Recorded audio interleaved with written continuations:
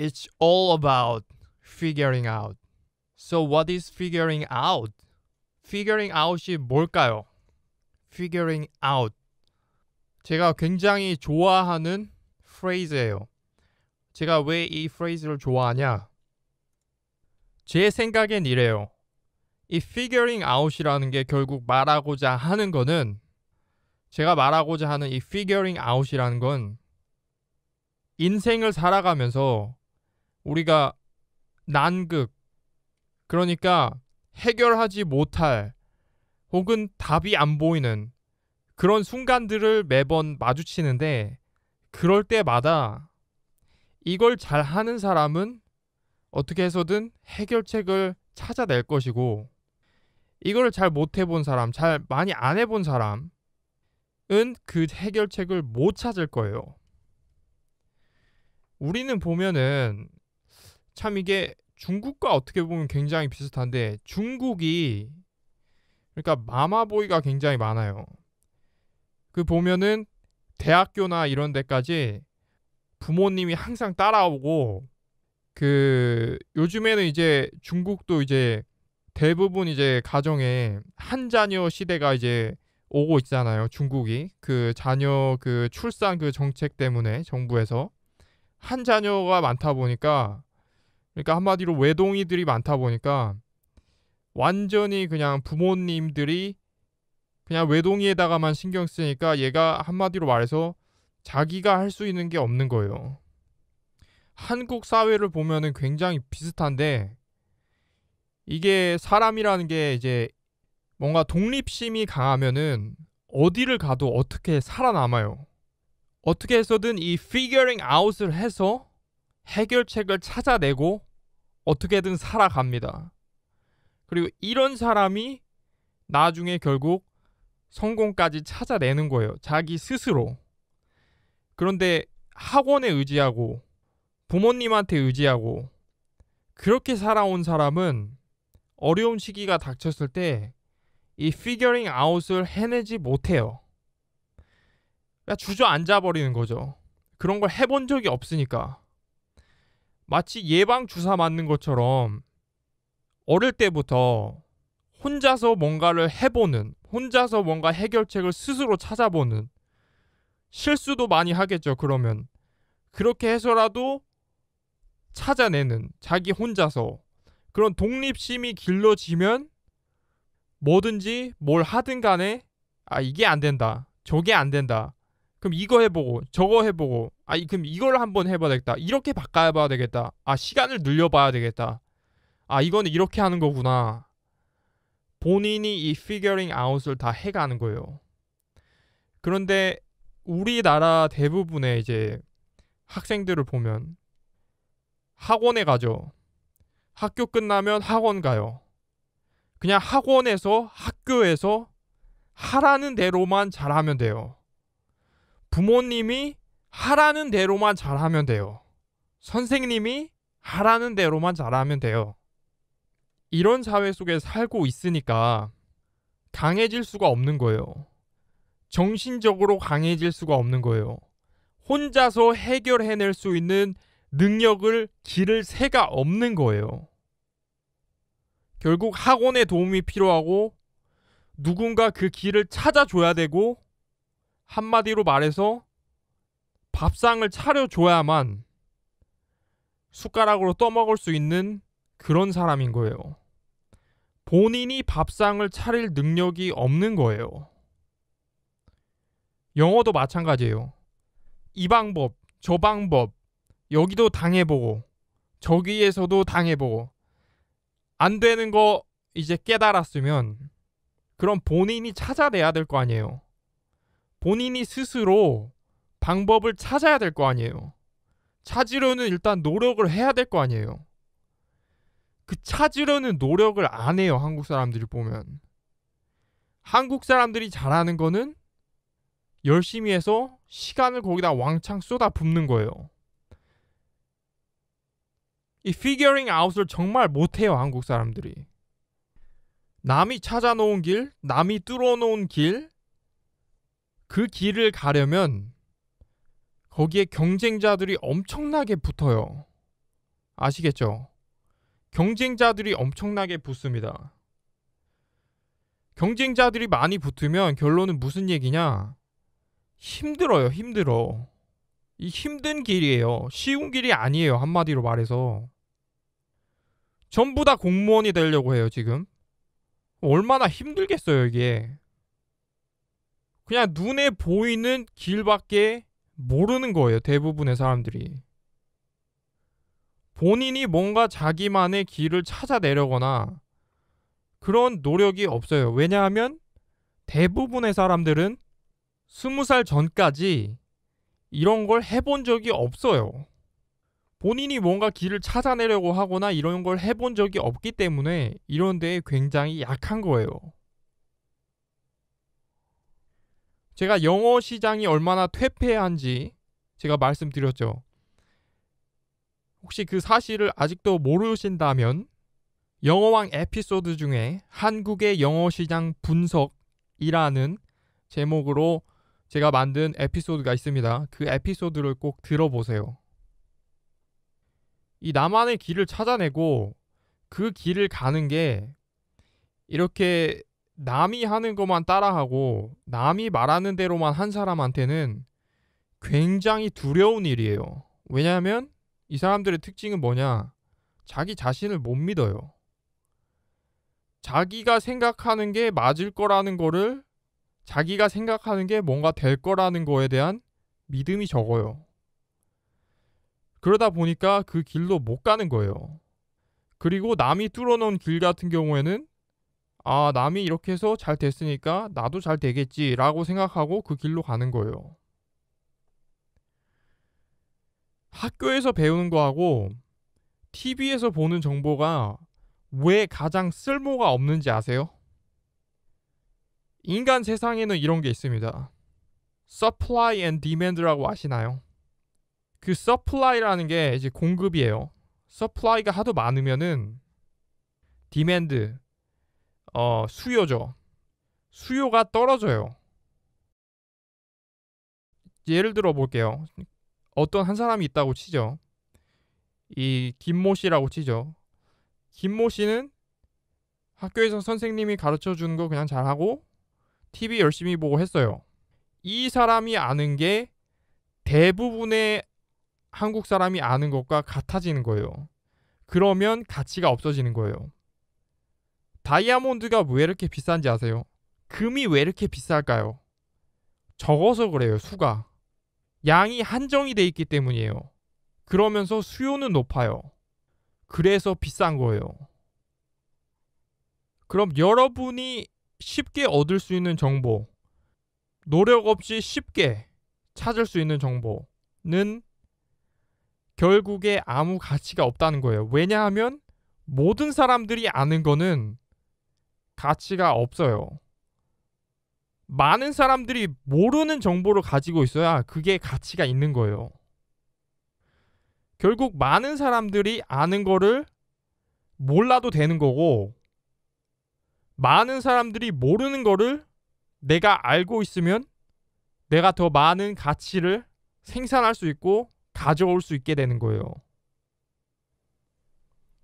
제가 지금 하고 있는 얘기가 무슨 소리인지 감이 안 잡힌다 라고 지금 생각을 하신다면 제가 조금의 부가적인 설명을 더 붙여볼게요.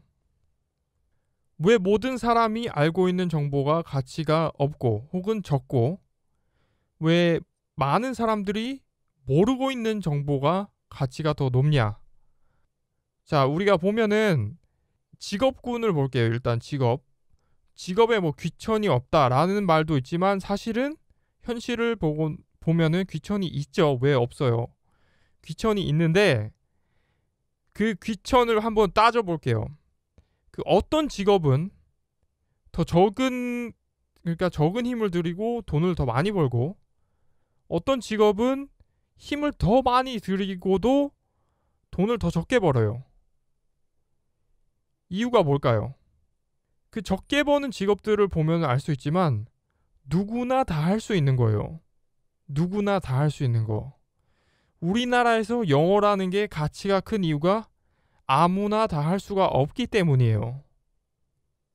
예를 들어서 내가 용접을 하는데 그냥 아무나 한 일주일 정도 배우면 할 수 있는 용접이다. 그러면 거기에 대해서 가치가 없어요. 그런데 내가 어떤 용접 기술이 있는데 그거는 정말 고도로 기술이 있는 사람만이 할 수 있다. 그리고 그 기술을 보통 익히기까지는 약 5년이 걸린다. 라고 하면은 그 회사들이 어떤 용접할 사람이 필요해서 용접사를 구하는데 그 기술을 가진 사람이 굉장히 적어요. 그런데 그 회사에서는 분명히 그 기술이 있는 사람이 필요해요. 없으면 안 돼요. 없으면 본인이 원하는 것, 본인 회사들이 원하는 걸 못 만들어요. 반드시 있어야 될 사람이에요. 그런데 너무도 적어요, 숫자가. 그러면 돈을 많이 받을 수밖에 없게 되는 거예요. 그 기술 있는 사람들이. 반대로 일주일, 한 달만 배우면 누구나 다 할 수 있어요. 그러면 그걸 할 수 있는 사람들이 너무도 많기 때문에 그 회사들 입장에서는 그 기술 가진 사람이 너무도 많기 때문에 더 적게 주더라도 할 사람이 있는 거예요. 그거를, 그 일을. 그러니까 최대한 할 사람이 없을 때까지 최대한 내리는 거예요. 그게 supply and demand입니다. 자, 그럼 또 다른 예제를 하나 들어볼게요. 인플레이션이라는 말 들어보셨습니까? 인플레이션. 인플레이션이 뭘까요? 이제 시장 경제 얘기할 때 많이 나오는 얘기인데 주로 정부 정책이 실패할 때 이 인플레이션이 이제 생겨요. 이게 뭐냐면 물가가 오르는 현상이에요. 물가가 오르는 현상. 그러니까 내가 받는 월급은 그대로인데 내가 살 수 있는, 내가 그 돈을 받아서 살 수 있는 물건값, 음식값, 뭐 에너지 사용료 이런 것들이 다 오르는 거예요. 그래서 내가 버는 돈이 같은 돈을 벌고 있지만 실제로는 그 물가와 비교했을 때 내가 더 적게 벌고 있는 거예요, 사실은. 숫자적으로 내가 벌고 있는 돈은 똑같지만 물가가 올라갔기 때문에 내가 버는 게 실질적으로는 더 적어진 거예요. 자, 인플레이션이 왜 생길까요?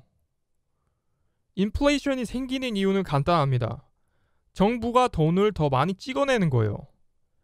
우리가 지금 가지고 있는 돈의 양이 있는데 그거보다 돈을 더 많이 찍어서 시장에 풀어내면은 우리가 가지고 있던 돈의 가치가 더 적어지는 거예요.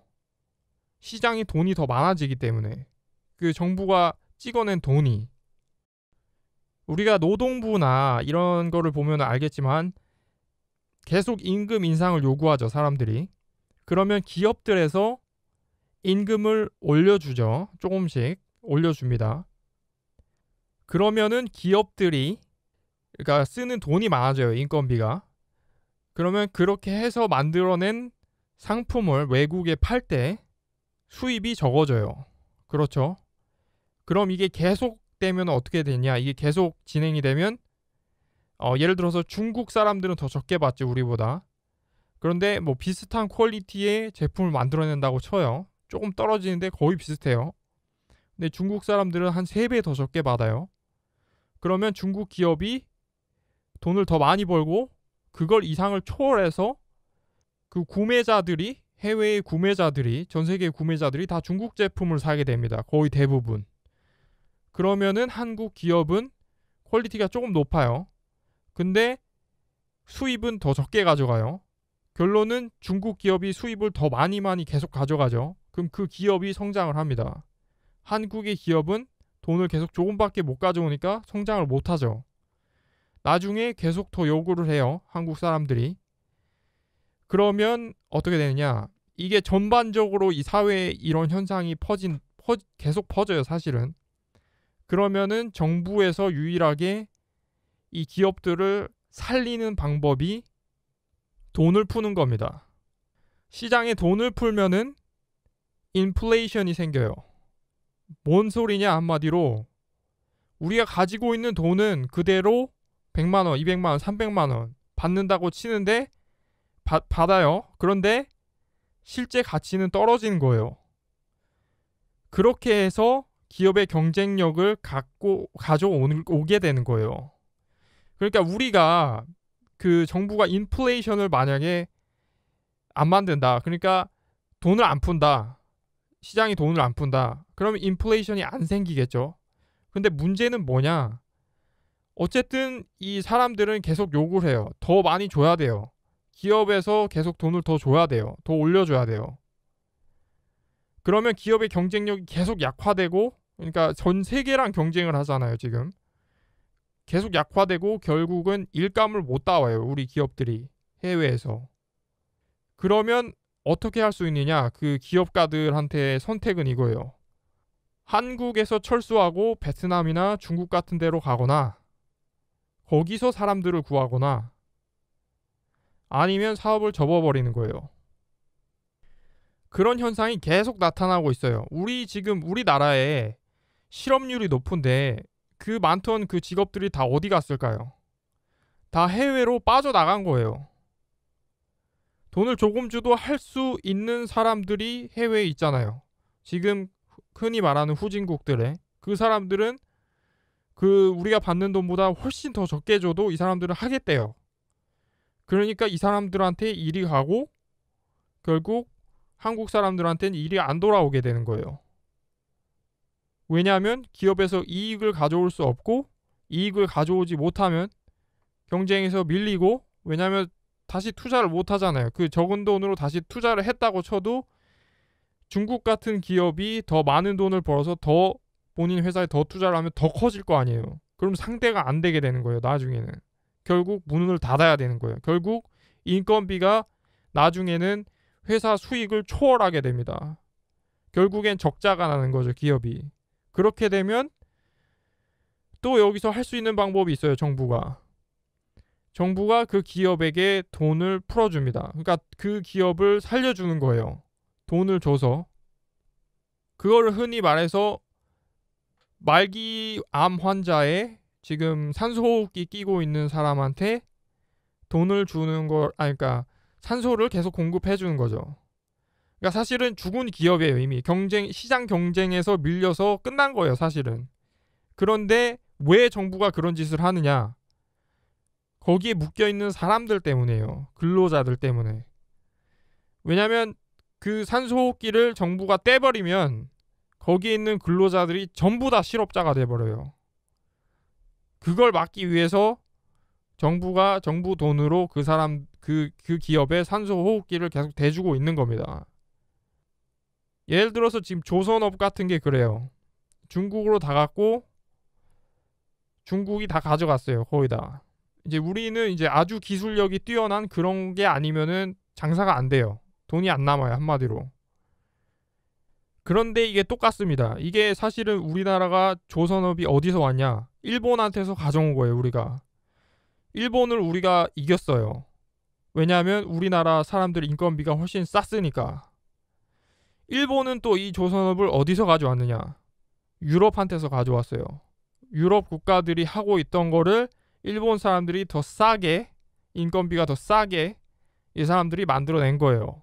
그래서 일본이 시장을 장악했는데 한국이 그렇게 하기 시작한 거예요. 더 싼 인건비로 이 시장에 진입을 한 거예요. 그리고 지금 중국이 같은 거를 하고 있는 거예요. 다음 중국 다음엔 어디냐?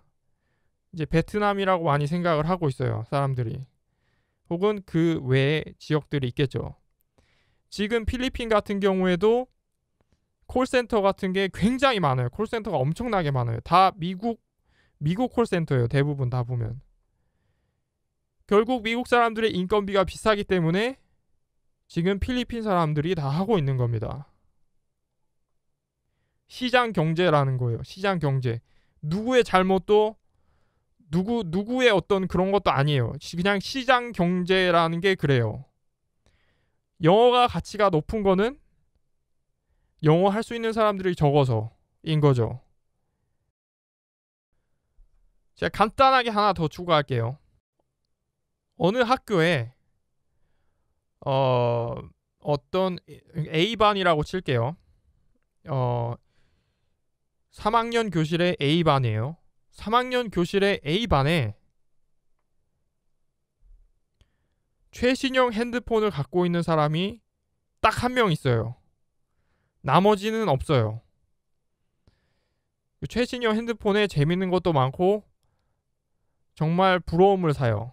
모든 학생들한테. 그럼 그 핸드폰을 갖고 있음으로 인해서 그 학생은 그것만으로도 엄청난 인기를 살 수가 있게 되는 거예요. 혹은 실제로 돈을 받고 조금 빌려줄 수도 있겠죠. 그게 바로 가치입니다. 가치. 적을 때 나타나는 가치. 그리고 디맨드가 높잖아요. 그러니까 현재 시장에 요구가 굉장히 높은 상태예요. 그런데 어느 날 갑자기 정부에서 어떤 사람이 와서 모든 학생들에게 최신형 핸드폰을 지급을 했어요. 그러면 어떻게 될까요? 이 핸드폰의 가치가 엄청나게 떨어집니다. 개나 소나 갖고 있는 거는 가치가 없어요. 아무리 그렇게 멋있게 보였던 핸드폰도 모두가 갖게 되는 순간 가치를 잃어요. 왜 사람들이 최신형 핸드폰을 사고 싶어 할까요? 왜냐하면 그 최신형 핸드폰을 가장 먼저 나만 혼자 갖고 있다는 거기에 대한 엄청난 가치가 있는 거예요. 그래서 사람들이 아이폰 사려고 줄 서서 기다려서 사는 거예요.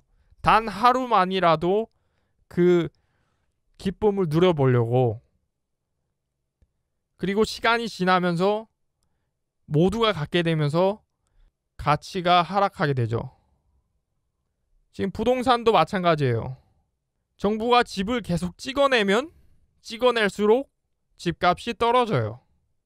그렇게 하면 젊은 세대들이 집을 사기가 좀 더 수월해져요. 그러면 집을 갖고 있는 기성세대들은 손해를 보게 돼요. 왜냐하면 집값이 떨어지니까. 근데 지금 새로운 세대들 같은 경우에는 그 인구수 자체가 적어요. 기성세대가 인구수가 더 많아요. 그러면 수요가 적어지죠. 그렇게 되면 정부는 집을 덜 찍어내야 돼요, 사실은. 근데 더 찍어내요. 그럼 집값은 계속 떨어지는 겁니다. 이게 인간 사회의 모든 것에 적용이 되는 거예요. 그래서 제가 처음에 한 얘기가 모두가 아는 걸 알고 있으면 아무 가치 없는 걸 알고 있는 거예요. 모두가 갖고 있는 걸 갖고 있는다는 거는 가치가 없다는 얘기예요.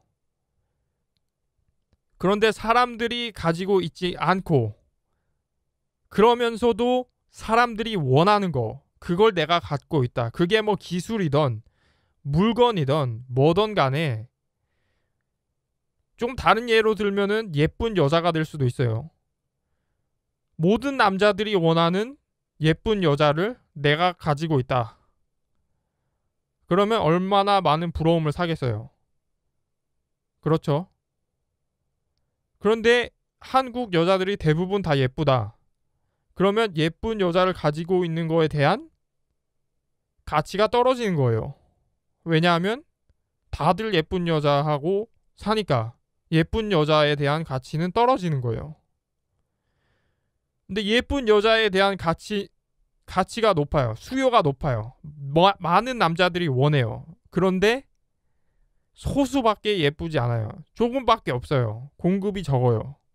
그러면 가치가 무한정 높아지게 되는 겁니다. 우리나라에 외국인들이 마구마구 들어오기 시작해요. 엄청나게 많은 숫자가 들어와서 마치 이게 외국인지 한국인지 모를 정도가 됐어요. 그러다 보니까 거의 모든 사람들이 영어를 해요. 60% 70% 넘어가서 80%. 웬만치 정말 옛날 노인네들이 아니고는 정말 웬만한 사람은 다 영어해요. 그러면 영어에 대한 가치가 떨어지는 겁니다. 지금 한국에서의 영어에 대한 가치가 높은 이유는 영어를 잘할 수 있는 사람이 많이 없어서 그래요.